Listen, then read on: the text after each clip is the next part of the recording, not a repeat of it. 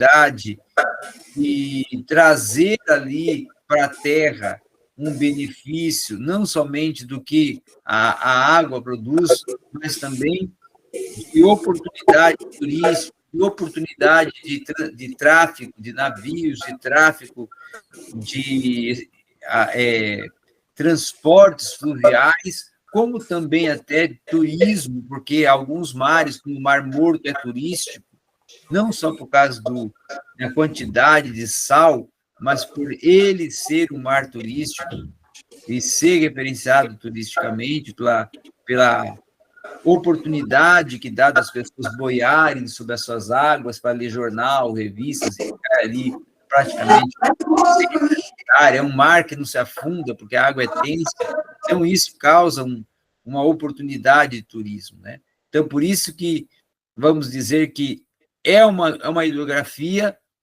com um fim econômico, mas também com um fim turístico, tá? Bom, dentro dessa proposta, nós vamos ter uma outra questão muito importante, é que 5 quilômetros, vamos dizer assim, 2.000 quilômetros de terra, certo? Em Israel, é irrigada, tá? Então, vamos dizer assim, é muito pequeno? Mas não é tão assim também, não, tá? Seria 2.000 quilômetros, seria praticamente, vamos dizer assim, daqui, da onde nós estamos, de Goiânia, até lá quase o Pará, né, por aí, né? 2.000 quilômetros. O israelense, então, ele tem intensificado a irrigação de um território, ele tem uma região com solo já mais favorável para a produção de minérios, né, e uma produção agrícola, e, é claro, é uma região que ocorre uma série de estudos arqueológicos porque possui muitas riquezas no fundo desses rios, desses lagos e também desses mares, riquezas minerais, não é? Então, os mares da Terra Santa, a terra da Palestina e de Israel, automaticamente, são compostos basicamente por 3 mares significativos: o Mediterrâneo, o Mar Morto e o Mar da Galileia, e também é incluído, mas não diretamente, o Mar Vermelho. Agora, hoje, nós já vamos começar a estudar, então, diretamente sobre os mares, tá? Estudando cada um desses mares. Então, o Mar Mediterrâneo, ele vai possuir uma extensão de aproximadamente 4.500 quilômetros. Então, é uma extensão boa? É uma extensão boa, significativa, né? Tem uma superfície de 3 milhões de quilômetros quadrados, o que é uma boa superfície. O Mediterrâneo é um dos maiores mares internos. Suas águas vão banhar, então, a Europa meridional, vai ir na região da Ásia e da África ainda, setentrional, né? Essa partícula África setentrional seria aquela região ali da África desértica. A África é chamada sublapsariana, como região de Dakar, né? Região de Senegal, né? A África francesa. E os famosos rios que vão desaguar em alguma história, em sua histórica e milenar grandeza. O que quer dizer com isso? Em sua histórica forma de acontecimentos que estão relacionados a rios como o Tigre, a rios como Eufrates, a rios como o Jordão, que têm o seu aspecto, sua visão histórica, né? O mar Mediterrâneo, historicamente falando, ele é um mar de muita riqueza histórica, de muitos fatos históricos, muitos sentidos históricos, tá? Por exemplo, alguns arqueólogos descobriram que ele é a mais antiga civilização do Oriente Médio, que seria a civilização micena e fenícia, ela é oriunda da região do Mediterrâneo. Então, automaticamente, hoje, o Mediterrâneo vai compreender a região da Grécia, de Roma, de França, de Itália, de Turquia, mas ela foi também a que originou nações ou até povos dos mais remotos da Terra, como, por exemplo, o povo niceno, tá? E o povo fenício. Tá? Também as rotas dos portos do mar Mediterrâneo são bastante positivas, por exemplo, o mar de Gênova, Nápoles, né? Região que vai banhar aí as cidades italianas mais famosas, como Gênova, Nápoles, depois a Espanha, Barcelona, né? Salômica, Beirute, que já é na região ali da Arábia, né? Esmirna, que já aí, né, também é região já da Grécia e Ásia, como Porto Saíde, Alexandria, Constantinopla, né? A região da Haifa, que já é da África setentrional. Então, o mar Mediterrâneo ele tem uma costa que vai percorrer de Israel até toda uma grande parte da Europa, que não seria aquela Europa dos Países Baixos, mas dos países mais significativos, que seria, claro, Itália, França, região da Grécia, Espanha, né? Então, o mar Mediterrâneo é considerado o grande mar por esse motivo, por essa razão. E um outro aspecto também significativo do Mediterrâneo é que ele vai ser uma região que, historicamente, no aspecto bíblico, o percurso do mar Mediterrâneo foi aonde foi percorrido por Salomão para levar todos os materiais para a construção do grande templo de Salomão pelas águas, ou através de navios, pelas águas do Mediterrâneo. Inclusive, até existe uma lenda, e aí eu coloco como lenda porque não é provado, tá? Que um dos materiais, ou de madeiras, que foi para confecção do templo, vieram até da Amazônia. Então, quer dizer que Salomão teria chegado até a selva amazônica. Mas eu coloco isso como uma lenda, algo que não tem prova, não tem fundamento probatório, então fica mais como uma lenda, uma suposição, uma hipótese, não podemos provar, e quando se pode provar, a gente fica considerando mais uma ficção do que uma verdade. Tá? E também, o que nós podemos pensar que Salomão, ele, mesmo com embarcações que tinha na época já, não teria como ele fazer uma viagem tão longa com materiais. Até porque naquela época, mesmo com a condição de embarcação que tinha, as embarcações não eram embarcações para suportar viagens que daria, no caso aí, atravessar 3, 4 continentes até chegar ao continente da América Latina, ou o continente latino, então, das Américas. Né? Então, é meio impossível essa hipótese. Né? É uma hipótese muito remota. Mas ele pegou material da região dali da Palestina, África, que também, claro, tem as suas madeiras, tem as suas produções, não é? Muito assim ainda arcaicas, mas tem. Por exemplo, por que arcaica? Porque na África, nenhuma casa, não é só África, África, Israel, Arábia, aquela região ali do Oriente, não se constrói casas, prédios com tijolo.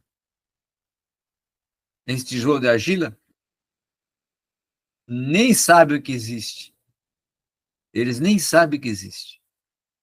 Usa-se o qual, então? Usa-se blocos de cimento. Tá? Todas as casas, todos os prédios, ou são construídos por bloco de cimento, ou por pedra. Até hoje, então, tem construção de pedras? Tem até hoje construção de pedras. Como também é construído grandes prédios com blocos de cimento em toda aquela região. Não se usa o nosso tijolinho aqui, não. O nosso tijolinho é para nós mesmos, o de argila. Lá é bloco. A abundância de pedra ajuda nesse caso, né? Ajuda. E talvez a falta de argila, né? E também, arquitetonicamente, se for olhar, o bloco de cimento, no caso, ele dá uma estrutura, tanto no aspecto arquitetônico como no aspecto de engenharia, no aspecto de fundamentação para a casa, muito maior do que o tijolo de argila. Tem a ver com isolamento também? Com isolamento também. Principalmente com isolamento, porque ela dá mais isolamento, né? Produz mais isolamento. Os palácios, até hoje, os palácios, todos aqueles palácios lá, da região da Europa, são feitos por pedras. É muito utilizada a pedra ainda, até hoje, para a construção. Depois, outra questão também interessante, já de pensarmos, é que o mar Mediterrâneo, além de toda essa importância, ele também é um mar, perante os outros, que mais produção tem de animais marinhos. Em relação ao mar, por exemplo, morto, que não vai ter praticamente nenhuma vida. E também o mar da Galileia, que vai ter, mas não em tanta quantidade e condição que tem o mar Mediterrâneo, né? E faz parte, claro, do Oceano Índico, o mar Mediterrâneo, o Oceano Índico, né? Depois nós vamos ter o mar já mais conhecido e afamado, que é o Mar Morto, o mar sem vida, né? O mar do sal. Então, o Mar Morto, ele, por ter vamos dizer assim, 50% de sal, tá? Ele é um mar que proporciona a oportunidade, claro, de não vou dizer uma levitação, mas de a pessoa não afundar. Então, ali, pode boiar, pode deitar sobre aquelas águas ali como se fosse uma cama até para a pessoa ler jornal, que muitos turistas leem jornal, revistas deitados nas águas do Mar Morto, e também serve para tratamento de saúde, tratamento da pele, né? Regiões que também servem para algumas produções de remédios específicos e até do próprio enxofre, que é produzido com as águas do Mar Morto, tá? O próprio enxofre. Então, tem esse significativo, fundo econômico, no aspecto, mas, por outro aspecto, é um mar sem condições nenhuma de vida. Biblicamente, nós vamos ver que ele é um mar em que as águas pararam, né? E se partiram no momento. Também é umas águas, no período de Josué, foi o período em que o mar ocorreu o grande combate com Jericó, com os exércitos da região do Jericó, em que o exército de Josué foi vitorioso. As águas do Mar Morto contemplaram grandes conquistas e acontecimentos, como, por exemplo, as regiões de Sodoma e Gomorra, onde ocorreu a morte da mulher de Ló, era considerado o mar da região que Ló habitava. Também fez a região da Foz do Rio Jordão, um rio que é bastante significativo, aonde habitou a tribo de Judá, alguns habitantes da região de Moabe, está mais ou menos 400 metros abaixo do nível do Mediterrâneo e 78 quilômetros de comprimento ele vai possuir, por 18 metros de largura, por 18 quilômetros de largura, 18 mil metros de largura, e um mar que vai ocupar, por exemplo, uma área de sal, totalmente produtora de sal, de 1,2 km de produção de sal. Então, ou melhor, de 1.200 metros de produção de sal. Então, na região ocupada, por exemplo, por produções de sal, vai se encontrar, ou se encontrava, as cidades lendárias de Sodoma e Gomorra, e também algumas cidades em que ocorria uma certa oportunidade de profanação, regiões profanas, né? O Estado de Israel, ele se torna, o Mar Morto, para ele, uma oportunidade de economia, porque é extraído praticamente bilhões de dólares de sal e minérios do Mar Morto, como também o cloreto de magnésio, como também o cloreto de sódio, o cloreto de cálcio, né, cloreto de potássio, brometo de magnésio e o próprio magnésio.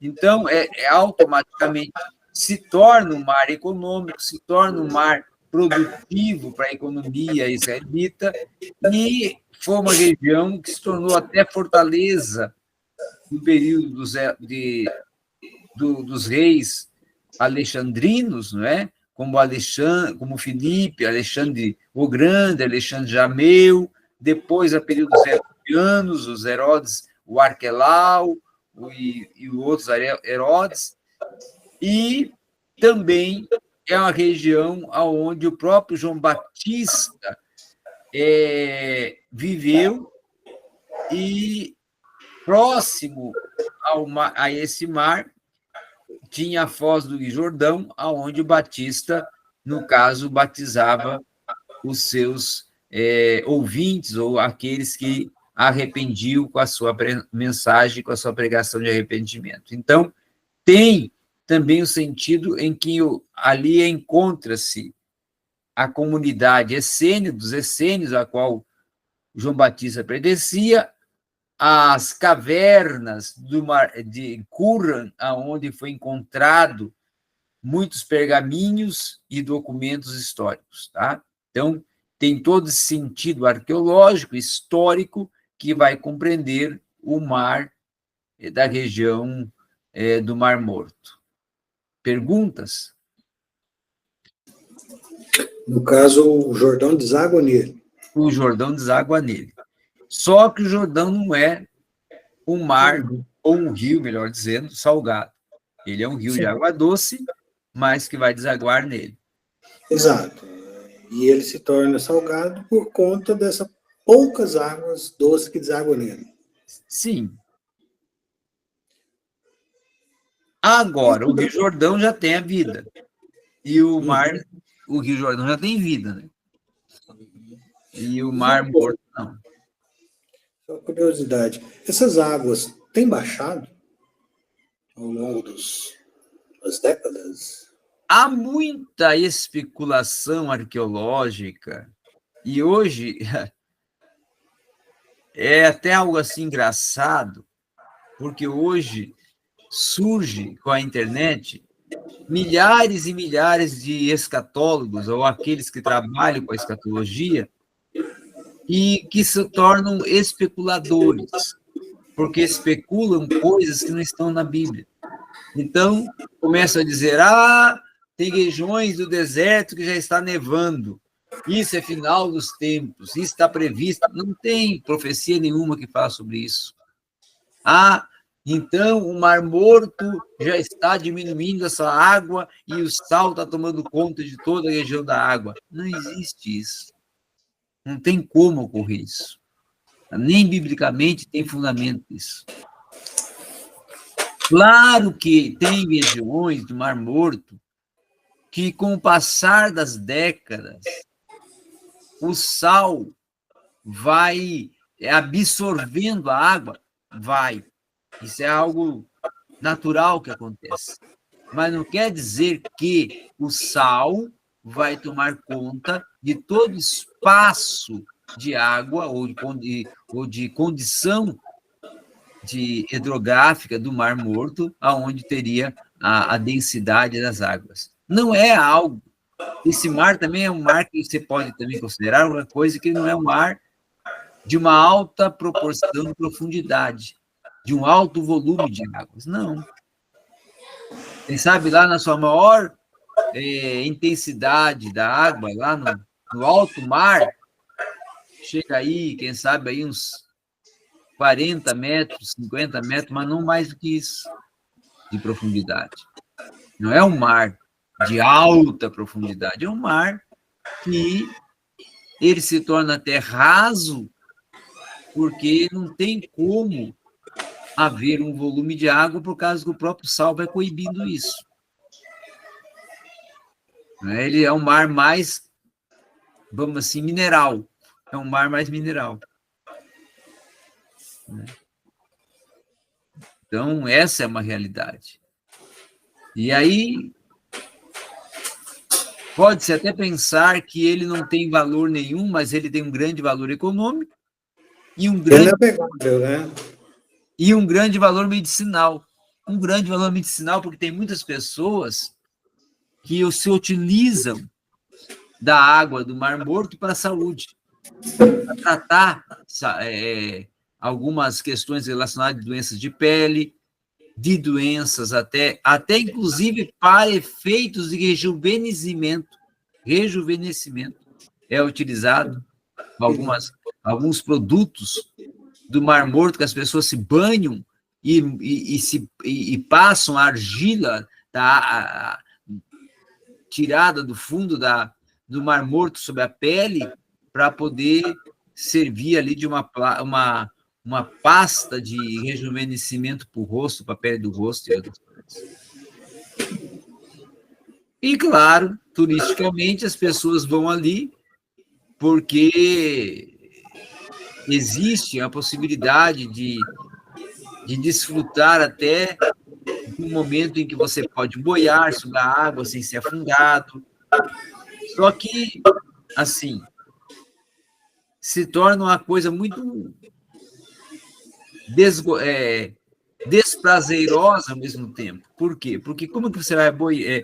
Eu acho que boiar numa água dessa é boiar em meio a um comichão muito forte, a uma contração muito forte da musculatura. Imagina, quando você está no mar, a água do mar, ela já te salva no nosso Oceano Atlântico. Imagine você boiar num mar que a proporção de sal dele é inumeramente maior do que a nossa. E o enxofre? E o enxofre. E o cheiro. E a água, se chegar a você beber, é capaz até de vomitar, não é? E tomar banho depois. É água doce. Então, não tem como. Eu assim, tem pessoas que fazem esse turismo? Tem. Mas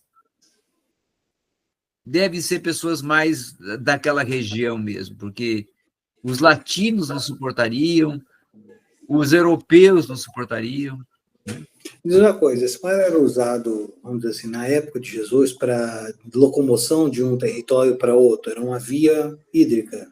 Era uma via hídrica, mas muito mais para, vamos dizer assim,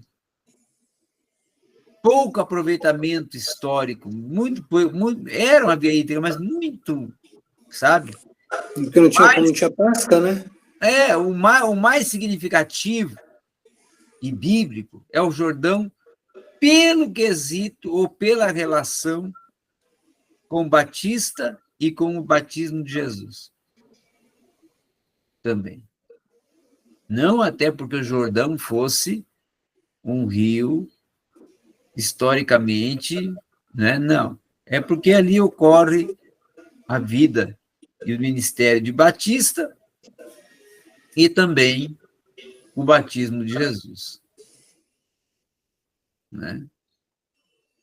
Claro que tem uma região de planície, planície de Jordão, que seria mais para baixo do Mar Morto, mas não é um local de grande significado para aspecto geográfico e bíblico, para a própria geografia. Os arqueólogos exploram essa região para tentar, de uma forma ou outra, descobrir novos minérios, não é? Geólogos também exploram muito para descobrir novos minérios, mas só para isso mesmo.